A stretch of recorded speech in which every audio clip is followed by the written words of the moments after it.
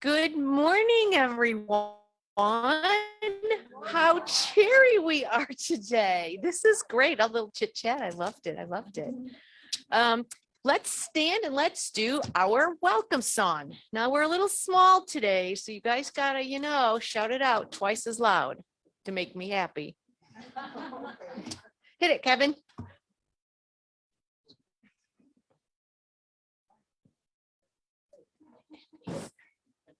The button.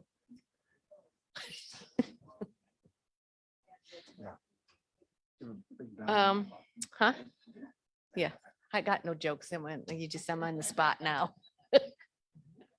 I know I don't. Oh, here we go.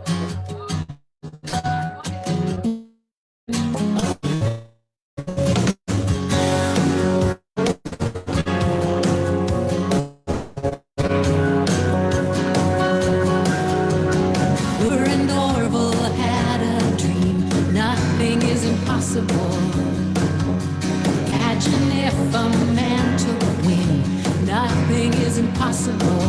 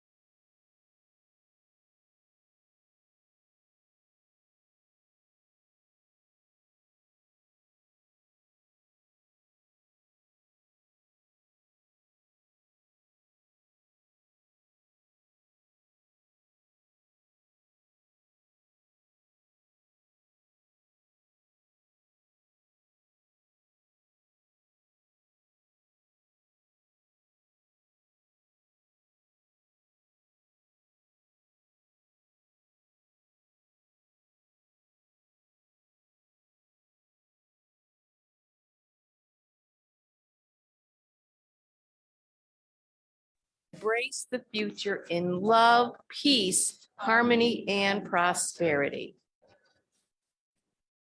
In our congregational affirmation, we at the Unity Center are a loving, diverse, inclusive spiritual community who come together to demonstrate and live the teachings of Jesus Christ by listening, learning, and empowering ourselves and others. And we'll do some prayer requests. Let me get set here. Okay, let's raise your hand, the name of the person, and what the desired outcome is. That's it? Oh, okay. Denise. Okay.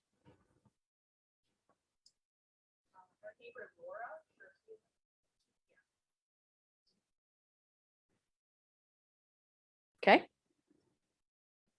I'm sorry. Jeannie.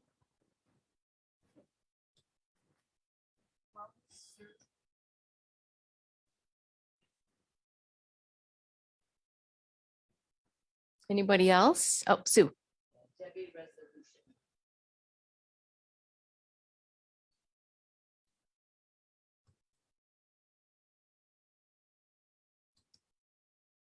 Mary Beth, healing. Mary Beth. And what?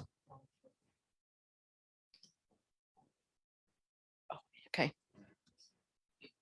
Got it. Thank you. Diane.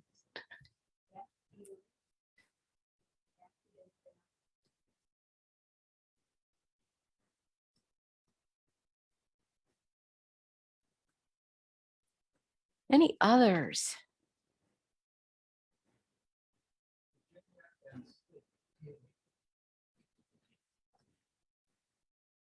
That's it. Okay. Beth.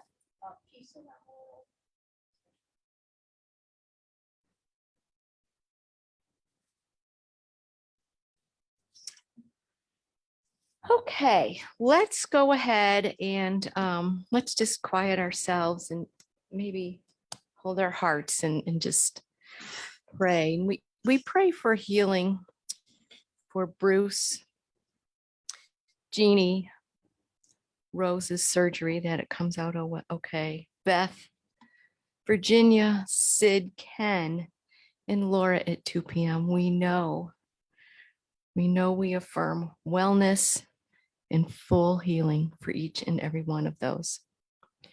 We also ask for resolution for Debbie, that she follows her spiritualness, her peacefulness, and there's resolution in her life. Mary Beth for strength, and all caregivers. Wow, what a job. For Kathy and family, for peace in that family. And you know what? Just peace in our world, the Ukraine, everywhere. We also affirm that we have complete finances and appropriate contractors for our parking lot. And we also affirm the right and appropriate minister will lead us into our next chapter. Amen.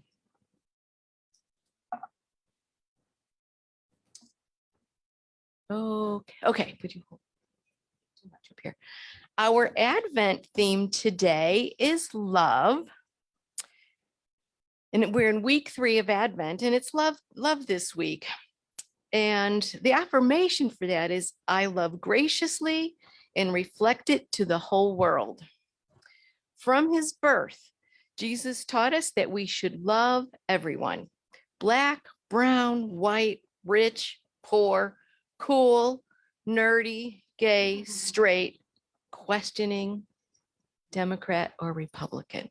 We just need to love everybody. At our core, we are one in God's love. It's a view of unconditional love that defines Christ's consciousness quite succinctly. Oh, and now I have to light the candles.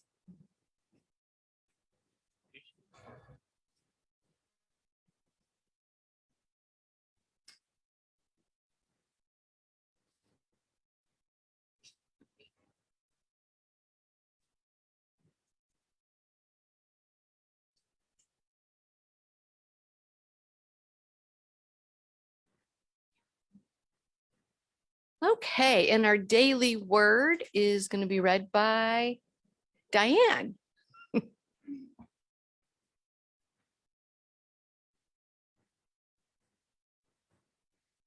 Good morning. I answer the call to love, embracing the world. Love is both a noun and a verb, more than just a feeling. It is one of the highest intentions I can hold and one of the most sacred actions I can take. Love is the name and nature of God, the pulsation of oneness from the center of my heart to the farthest reaches of earthly existence. On this third Sunday of Advent, love is also a call to action, an invitation to perceive the world through the Christ presence and live as the love I am. I open my heart and let my love flow forth as kindness, gentleness, and compassion. I stay grounded in the presence of God through my prayers, and I radiate love through my kind words and actions. I trust my loving impulses will reach far and wide. The light and joy I send forth grow and expand to encompass all things. Little children, let us love, not in word or speech, but in truth and action. 1 John 3:18.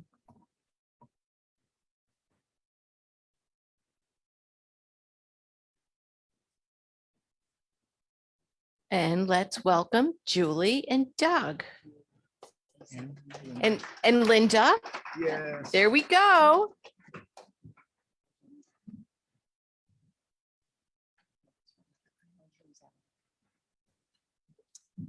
So this song is new to me, but it's been around for 500 plus years. It started in Germany when serfs sang it as a rebellion song. The author and the lyricist are unknown. It was also played often or used often in pre-war Germany and in the concentration camps. It was brought to the United States by immigrants of that time. We don't know the author, and it's really, to me, an early version of the unity song, My Thoughts Are Prayer, because it's about the power of our thoughts. And we have the lyrics for you right up there. Thanks, Kevin, for altering them. They were running together for some reason. So we spent about 10 minutes this morning fixing that. Die Gedanken sind frei. Okay, there we go. I know we have some Germans here. Die Gedanken sind frei, my thoughts freely flower. Die Gedanken sind frei, my thoughts give me power. No scholar can map them, no hunter can trap them, no man can deny. Die Gedanken sind frei, no man can deny. Die Gedanken sind frei. Second verse. I think as I please, and this gives me pleasure. My conscience decrees this right I must treasure. No thoughts will to duke or dictator, no man can deny. Die Gedanken sind frei, no man can deny. Die Gedanken sind frei. I want to go back and get that one. I have a reflection going on here. You guys keep going. There was no light when we had rehearsal. Now I'm looking on an iPad and it's reflecting the lights. All right, we're gonna keep on this verse. Ready, everybody? It's important words. I think as I please, and this gives me pleasure. My conscience decrees this right I must treasure. No thoughts will cater to duke and dictator. No man can deny. Die Gedanken sind frei. No man can deny.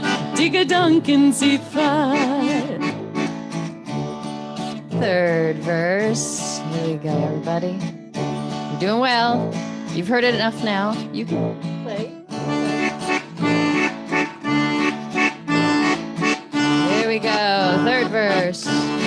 Ready? Should tyrants come take me and throw me in prison, my thoughts will burst free like blossoms in season. Foundations will crumble and structures will tumble, and free men will cry, Die Gedanken sind frei.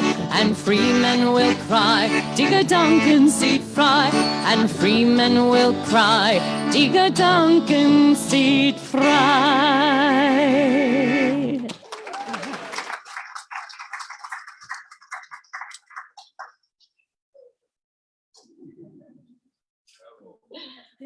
Thank you. That was beautiful. Let us give an enthusiastic welcome to Reverend Eva as she speaks with us on the third Sunday of Advent. Love.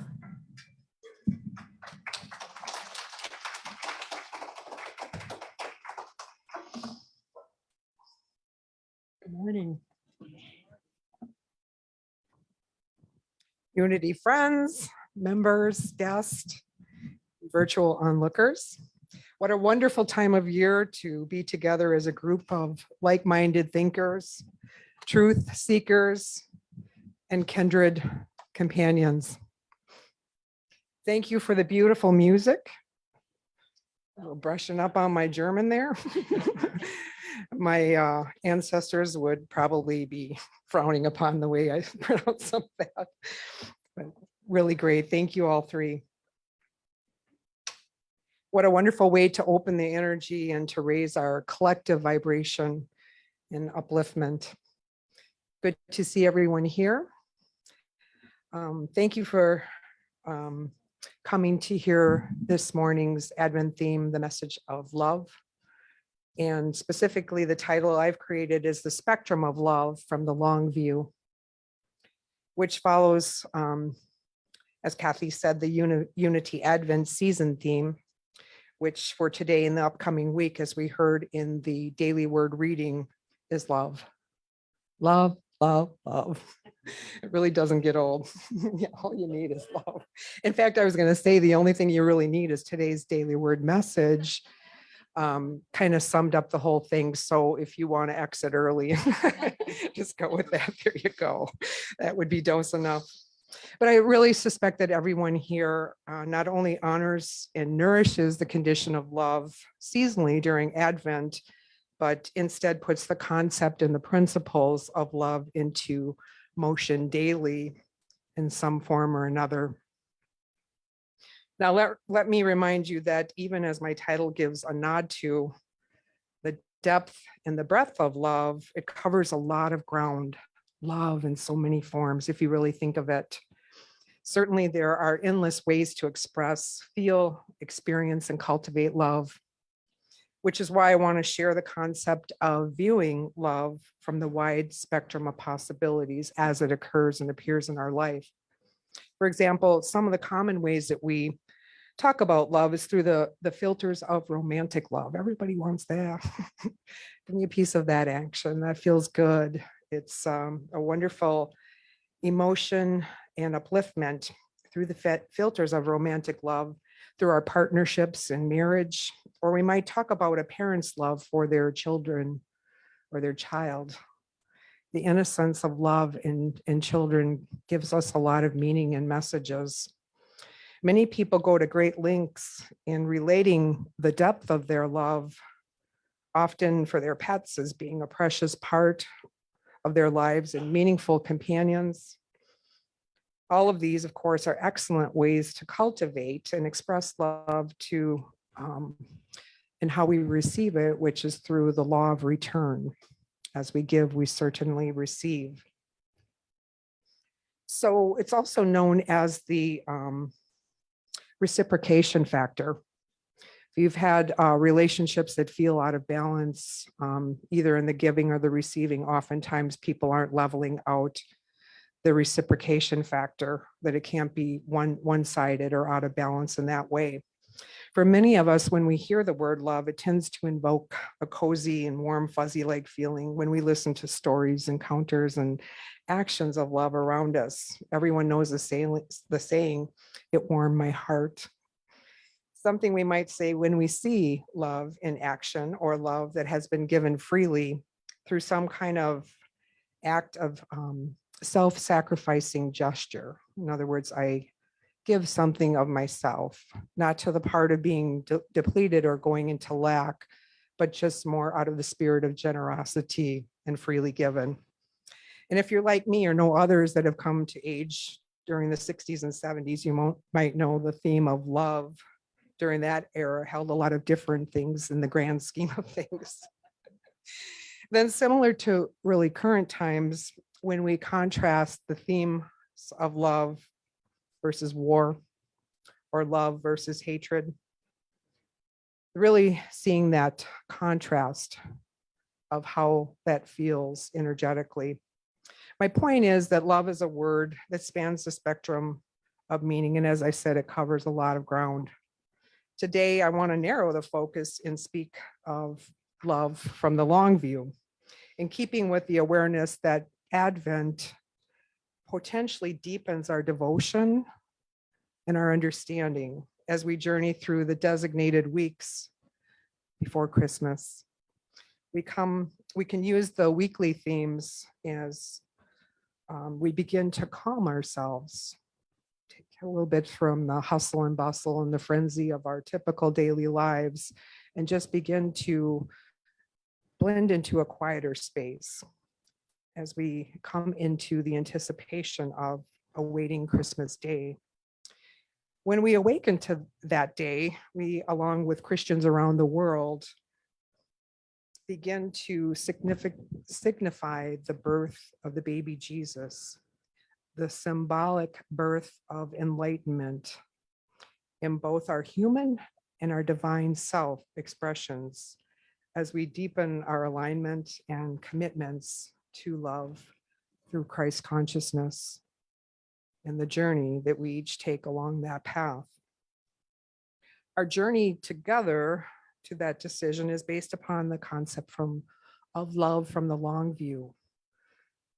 Seems like many days, or for some, most days, doesn't seem to start with the idea of love in action. As we go through dreary times and experiences, it can easily go into a blue space of disheartedness.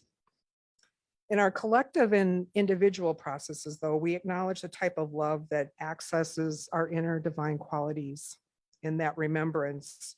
Those that will assure us love will be manifested into form. It will illuminate and it will expand, and it will potentially be felt throughout our world. The other divine qualities that are focused during this time of Advent also align with love from the long view. And I remind you that they are hope, they are faith, they are joy, and ultimately they are peace. Peace, I suggest again, that these things are manifested from the long view, meaning that we often need these other qualities to know God's love is certain. Can't just jump into the sense of love, but we cultivate it through those other divine qualities. It is resounding and without exceptions, despite our jaded interpretations of being left out, forgotten, or overlooked when it comes to receiving love from others. God's love, as we are told, never fails. For example, each of these qualities lead to a greater understanding and ultimately the experience of love. When we are uncertain or doubts cloud our thoughts, it is useful and even at times necessary to access our faith, to consider there is hope, to celebrate our blessings with joy, and to align with peace, all of which can contain the ideas of love being realized, to be made whole, and to manifest into our daily lives. With faith, I remember I am love. When I trust that there is hope, I remember to focus on love. As I count my blessings and see life as a gift, joy fills my spirit, and I align with the vibrancy of love from within. No one can stop me. When I seek peace, I cultivate love for myself and for all of humanity. Love from the long view is very tolerant. It doesn't demand immediate proof or evidence of its existence. Instead, it trusts that love is omnipotent. It is permanent and it is unconditional. Love from the long view gives us without expectation in return. The type of giving that is surrendered to no conditions, of something in exchange. I give you this, you should give me that. Love from the long view gives other people a lot of latitude and no expectation of that. It especially allows us to give ourselves large doses of forgiveness. Any of us in need of that?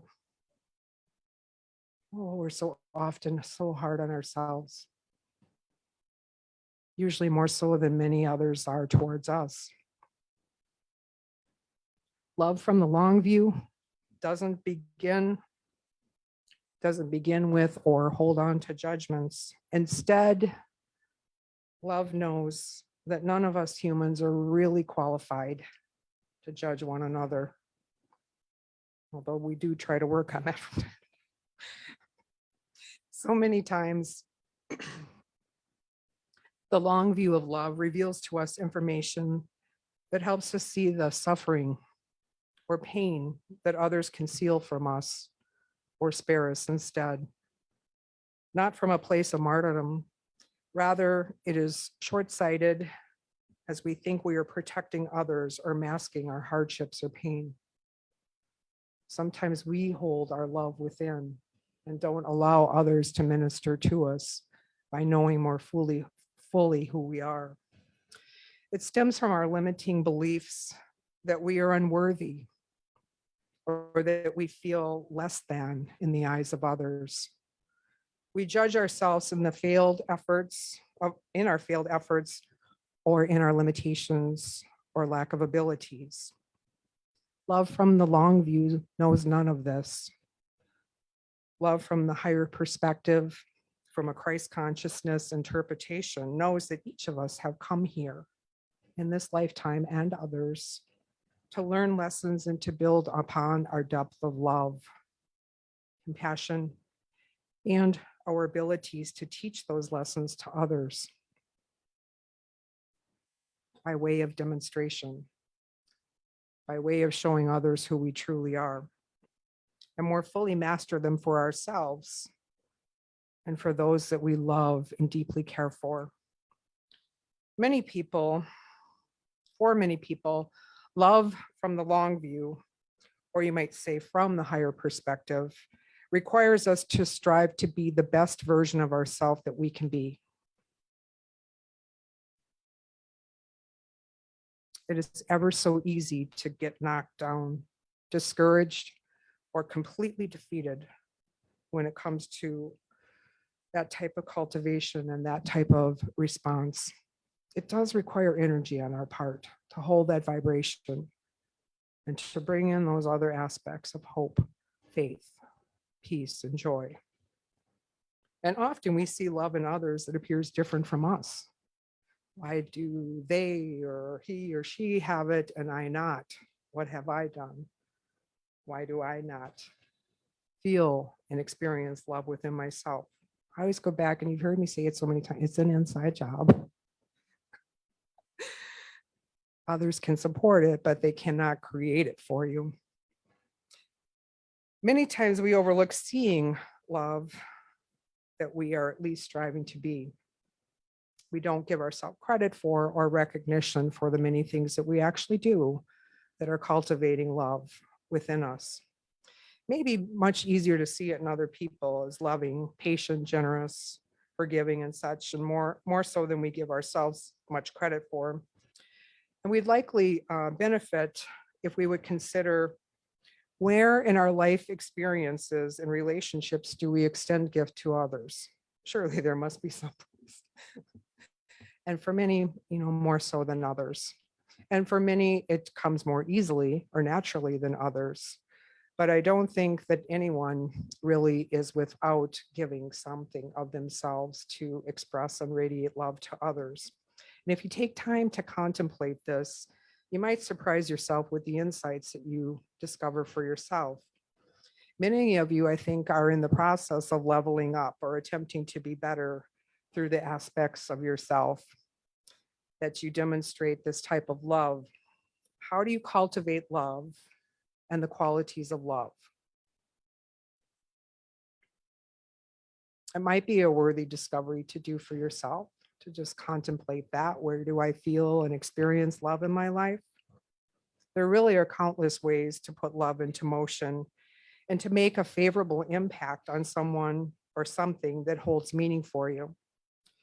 Even here at Unity, I see in action every time that I visit here, the greeters, the chaplains, the people that water the plants and change the light bulbs, that bring the gift of song and music, those that contribute beauty through decorations and other pleasant details. It's all an expression of upliftment towards the vibration of love, appreciating the beauty that's around you, especially this time of year where it's kind of, well, you could say that's dreary outside. And the decorations that we find among us and people taking the time to beautify their environment. And each of you has gifts and abilities, talents that are unique, and resources that you can share to create love experiences based upon the importance of the long view. Or you might say, as some of the Eastern philosophies, just for today. If you can't take it to the long view, see if you can try it on for one day and go through the day with that fit. This is not just something to enjoy and celebrate momentarily and then it passes. That can be part of it, but it's not the sum and total. Again, if we're here to make contributions and give encouragement to others as we do so, then what is really being created is a sustaining type of love that is renewable and it's constant. And if it wanes, we can replenish it through our spirit and our actions. It's not unlimited supply and only available if, and insert your own if. I will love you if, I will appreciate you if, I will forgive you if. It's not about the ifs. It really has us moving into an awareness of being unconditional. And it doesn't always happen immediately. This sometimes requires some linear time for us to adjust and shift and see things from a different perspective. But ultimately, we do have the ability to fill our hearts with love through any circumstance. And when if is used and our conditions are applied, then you can be sure that it is not love as seen from the long view. Rather, it is love with expectancy and something in return. And this is really pretty common. Our society often operates from that type of love, the type of love that seeks immediate gratification and recognition. If I do something, notice it, appreciate me, thank me. That's why I always appreciate people that often kind of just work behind the scenes and sometimes question, am I really making any contribution? But sometimes the people that are the most humble servants are the ones that offer us really the depth of their gifts in a really profound way. That gives me credit and seeks recognition for loving acts if I give. Notice me if I give what I give, and give me some acknowledgement. Love from the long view doesn't take that into consideration. That type of love or expressions of love has an element of requirement about it. It is conditional versus unconditional. No expectation of equal or greater in return. If you can imagine a period in your life, or a period in the lifetime of Jesus, when he was on the move with his ministry, his followers, and his closest companions, his beloved disciples, agreed to spread the messages of miracles and love found in the kingdom of his glory. In that way of reaching and preaching to others about the gifts of divine grace, I don't imagine that any of these messages, miracles, or healings that were revealed were extended with the idea of needing something in return for it to happen. In fact, it is the universal law of return that would make that type of giving automatically reciprocated. And it still works exactly the same way as it did then. If you think about it, when you give without expectations or conditions placed upon the recipient, regardless of what it is you're giving, you will receive multiplied gifts of equal or greater shares. It's just the way it works. The verse, Bible verse 70 times 7 comes back to you multiplied. And the principles and manifestation of this law is a teaching in and of itself. but for another day. That too is very deep, but undeniably a part of the long view. So I stand with such certainty in the virtues of love that I need not be concerned with how it is received or if it will be returned to me in some form or favor. Love from the long view knows no fear, sees no permanent hardship or shortcomings, and feels no lack or limitations. Love from this perspective, very simply put, teaches us to trust in the divine plan that is out picturing in the perfect divine timing. Love from that perspective puts trust in the process and knows with certainty linear time will shift all circumstances favorably when one believes and holds steadfast in that view. So let's see if we can bring that into a tangible understanding. How does this fit form into your own life? We have such a big part in assuring this outcome. For the most part, we have an explicit choice in how this goes in our individual lives. I'm sure you've noticed it. You're just kind of low and down, and things seem to come to you more in that form. When you make an effort or do something differently with an upliftment, that vibration is then attracted, and it expands, it builds. This is a concept that needs to really be deepened, and it's, as I said, an individual process that we are asked to take ownership of, that we can cultivate and declare this as being so. We can stand by and do little or nothing, or we can take action through prayer, meditation, in our jobs, through our talents and our recreational activities, and most importantly, in our intimate relationships, that is with ourselves and with the people that we hold most near and dear. And yet, we can go beyond our individual world and our usual routines as we begin to consider love from the long view for all people. We are all struggling with something, and even multiple things, if not chronically, at least from time to time. So I invite you to observe your choices and your ideas from the perspective of the quality of love. Are you gentle in your nature? Are you consistent in your values? Do you consider all people equal? Or do you tend to exclude others based upon your differences? There are many ways to discover where we're being authentic and where we are morphing to please other people, or just trying to survive difficult circumstances and painful memories.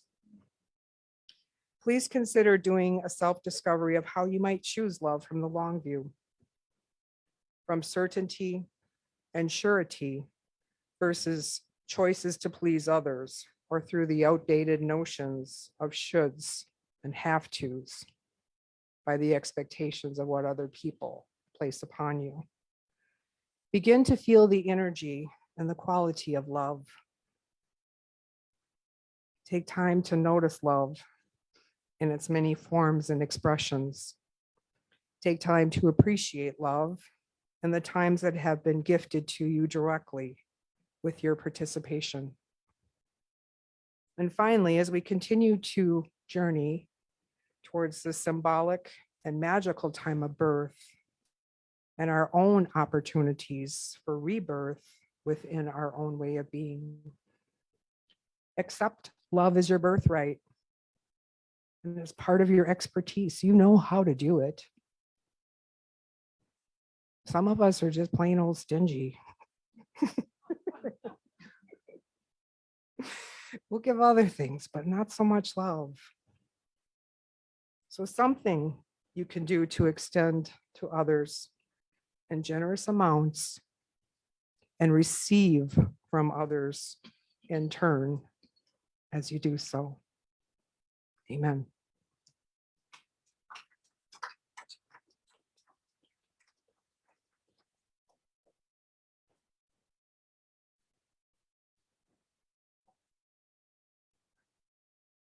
And as we move our thinking minds and our listening from the conditions of love that surround us, let us begin to transition into our feeling space as we begin to draw our awareness inward. Take a few moments to allow yourself to gently transition into this inner space, being mindful of any adjustments in your immediate needs of your physical body, making any shifts in your personal energy field to assist you in bringing focus inward.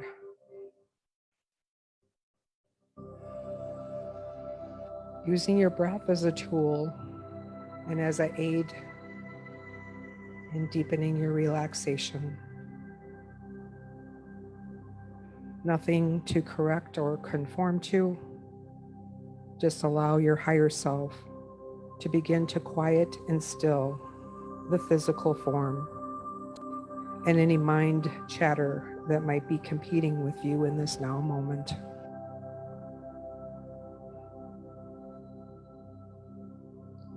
Once you have found yourself in alignment with your inner peace, linger here with this gentleness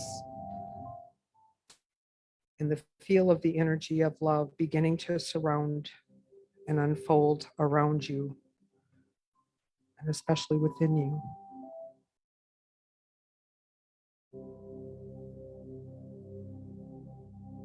Take a moment to find your heart center,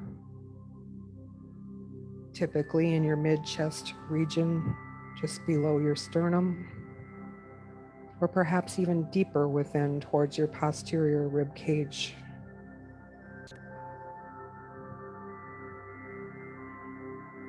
Pause here momentarily to feel with your breath and illuminate your inner vision where your heart center resides.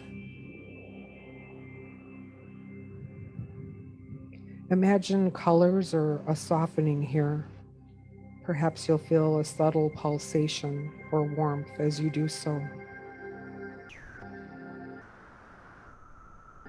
You may even feel a sense of expansion of your energy field as you focus on your heart center. And once you have found yourself settled here, consider the ideal of love as you listen to my suggestions.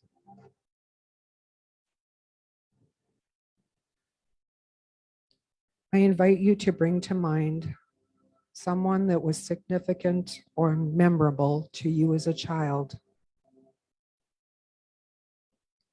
Someone that extended love to you without conditions. Perhaps a grandparent, parent, or teacher, a neighbor or extended family member.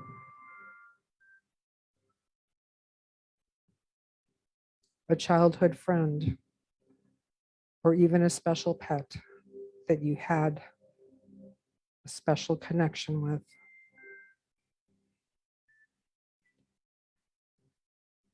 Allow yourself to remember how that felt.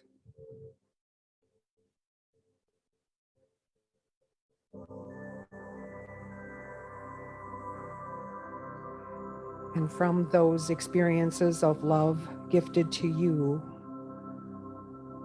I invite you to consider how you have gifted love to others in your lifetime, currently or in the past. Take a moment to review and acknowledge your ability to extend love to others.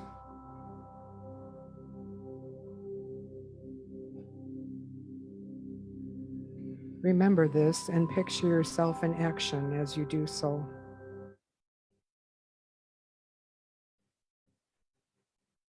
Now I invite you to imagine things that align with your heart center.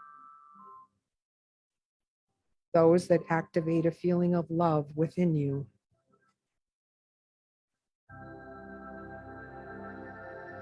Although these will be unique and specific to your experiences, they might have been triggered by events or situations that prompted pleasant emotions and assured your safety.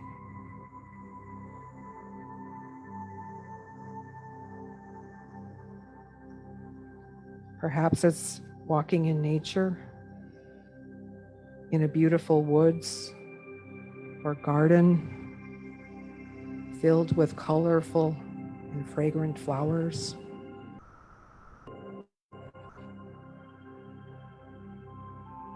Maybe gazing at the beauty of the sky, unusual or spectacular clouds by day, or wondrous stars in a dark night sky. Looking up to see or feel the moon's illumination gently glowing above you.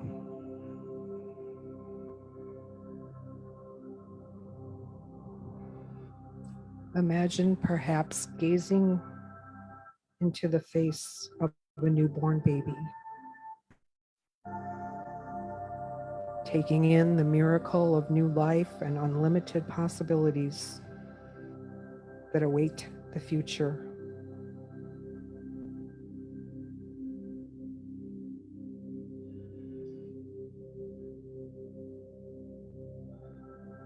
Take a moment now to allow your heart to bring you a message or inspiration through new meaning on how love might occur or heal you in some way today.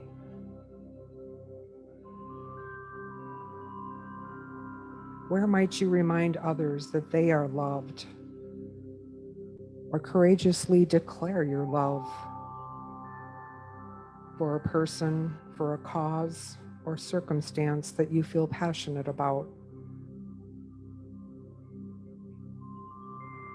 Notice energetically the field of love that surrounds you here in your community, among your friends, and among other loved ones. And as we take another opportunity to linger and look once again, I invite you to acknowledge the love that you are, the love that you have to offer others, and the love that you are as spirit. Begin to anchor with that certainty and cause deep within you.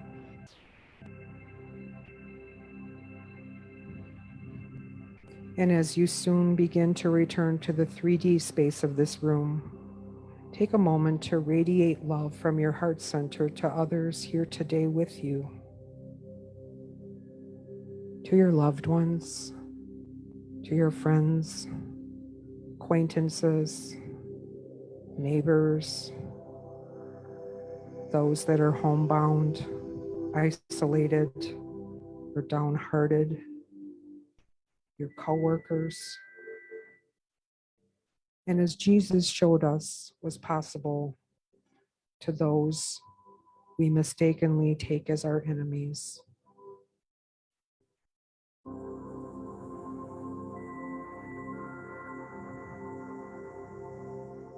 And gently use your breath to recenter.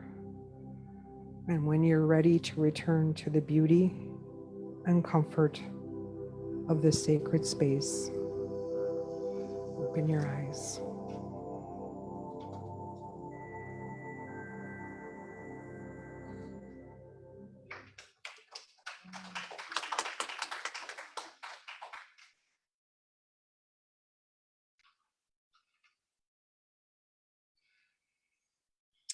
Okay, thank you, Eva. That was beautiful. Let's take our offerings and let's hold them. And let's say our offering prayer. There is no lack or limitation. Freely I give and freely I receive from God's abundance. I am blessed as I give, and unity is blessed in receiving. And let's welcome back Julie and Doug.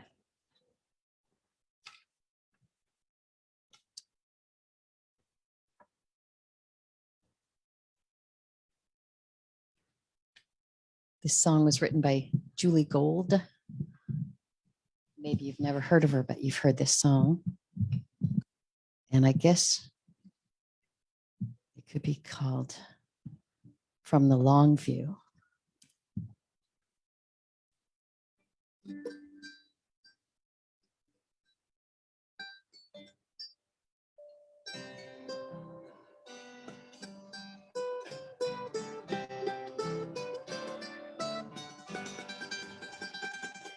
From a distance, guess what?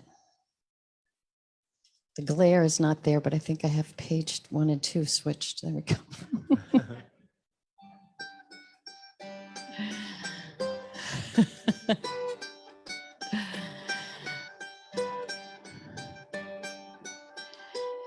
From a distance, the world looks blue and green, and the snow-capped mountains white.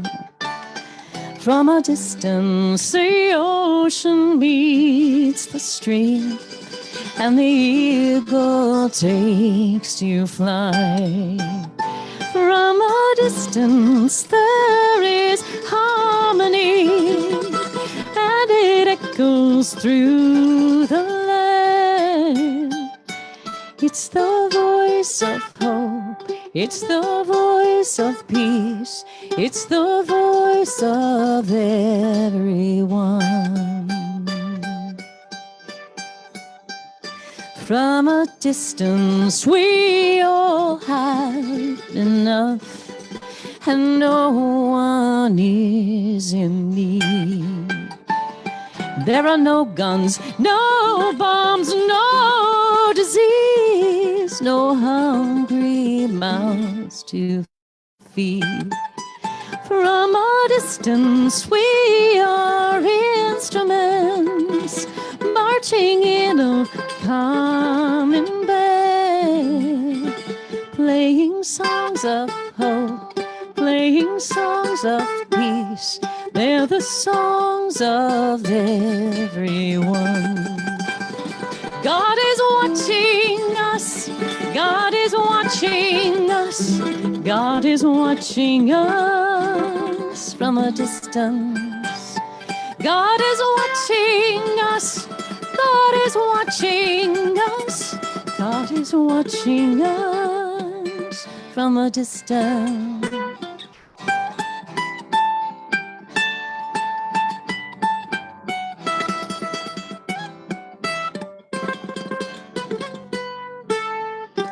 From a distance, you look like my friend, even though we are at war.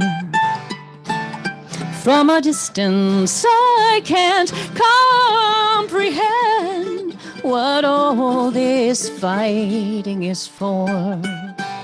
From a distance, there is harmony, and it echoes through the world. It's the hope of hopes, it's the love of loves, it's the heart of everyone. God is watching us, God is watching us, God is watching us from a distance. Want to sing that? God is watching us, God is watching us, God is watching us from a distance. One more time.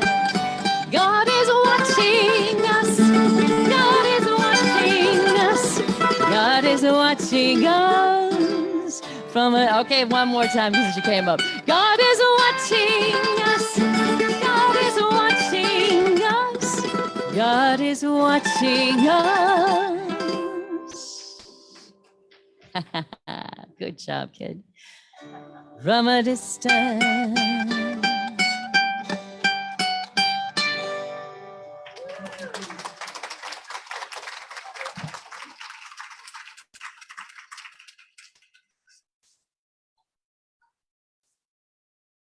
Oh, that was inspiring. Bring the gifts up, please. Let us bless these gifts. Let us bless them to unity. Let us bless them to all of the needs for the center. All the right and sound funds are all here for all of the needs. Amen. Okay. Today's announcements. I know, we love them. Reverend Patty Pipia will be with us next week, so please come and join us. She'll be doing the fourth week Advent. Joy is God's laughter. You can already hear her laughing, right? Yep. The book study is taking a break. Yep. He thought I didn't get that note, didn't he? Okay. First Thursday in January. We'll get that slide fixed for next week. Same thing with Unity Prayer. First week of January, Unity Prayer will be back as well. Course in Miracles happens every Sunday, led by our Joanne back there. After service, after everybody's had a little something to wet their whistle, please come and join us. You're welcome to join it anytime. Our website has all sorts of wonderful things. The bulletin board. What happened to this? I know you said that's what happened earlier. Everything got squished together. Anyway, unitycenterinmilwaukee.com. Lots of great things. Go poke around. I know. I'm like 4 services. And I was like, oh, there's no space. Oh, and there's no space anywhere. The Life Journey group is still meeting, correct? Yep. The tomorrow night, the first, I just made that up. The second and fourth Monday of every evening beginning at 6:30. Please, again, you don't have to be coming every week. You just walk in and it's just such a welcoming group. We still need volunteers, right? We do. You like watering plants? Look at those poor little guys over there, right? Pens, paper in the seats, all that, anything you want to do. Our Christmas service will be Christmas morning at 10 o'clock. Join us. It's looking to be beautiful. Our mitten tree, have you guys seen it? Whew. If we fill that, we'll get baskets and we'll put baskets down there. So then we can fill the baskets, right? So don't think, oh, there's enough. There's never enough. These kids according to the screen, the kids need it all. I don't know what happened to the spaces. Our burning bowl is January 1st. Obviously here at the center. And first, we need to go ahead and declutter and remove things that don't serve us any longer. We need to let go of our fears. Okay. White Stone Sunday is January 8th. Now this slide's perfect. This is an ancient ritual, okay, that when we start the new year, we're invited to wipe our slates clean and name ourselves anew. And let's stand and let's go ahead and lead, or let's sing, Let There Be Peace on Earth. Lydia.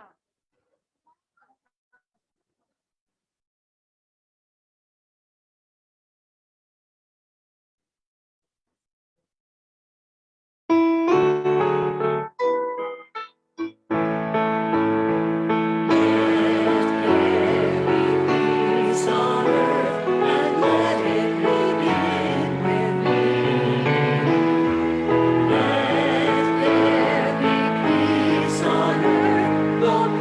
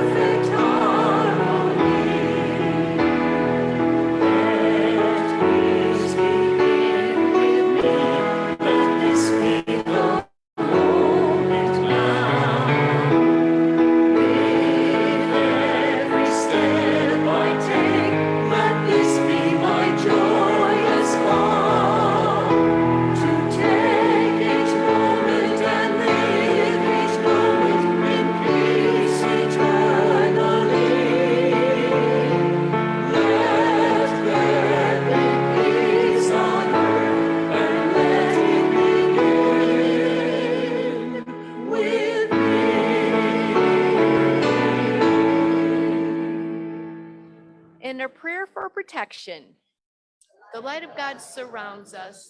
The love of God enfolds us. The power of God protects us. The presence of God watches over us. Wherever we are, God is, and so it is. Thank you. There's coffee and cookies and treats out there. Everyone's feel free to join in.